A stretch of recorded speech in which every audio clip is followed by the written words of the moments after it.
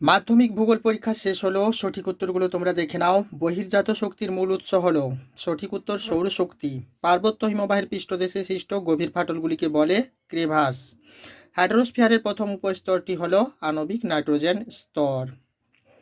Alps পর্বতের উত্তর ঢালে যে স্থানীয় বায়ুপ্রবাহের ফলে বরফ গলে যায় তা হলো ফন। শৈবাল সাগর দেখা যায় আটলান্টিক মহাসাগরে। পৃথিবীর উপর চাঁদ ও সূর্যের মহাকর্ষীয় আকর্ষণের কারণে সমুদ্র জলতলের নিয়মিত উত্থান ও পতনকে বলা হয় জোয়ার ভাটা। বর্জ্য ব্যবস্থাপনায় নিম্নলিখিত 3R এর অন্তর্ভুক্ত নয়, সঠিক উত্তর পুনর্বিন্যাস। অন্ধ্রপ্রদেশের বর্তমান রাজধানীর নাম হলো অমরাবতী। কাশ্মীরে অবস্থিত হিমালয়ের পর্বতমালাটি হলো জাস্কার। স্বাধীন ভারতের প্রথম বহুমুখী নদী পরিকল্পনা হলো দামোদর উপত্যকা পরিকল্পনা।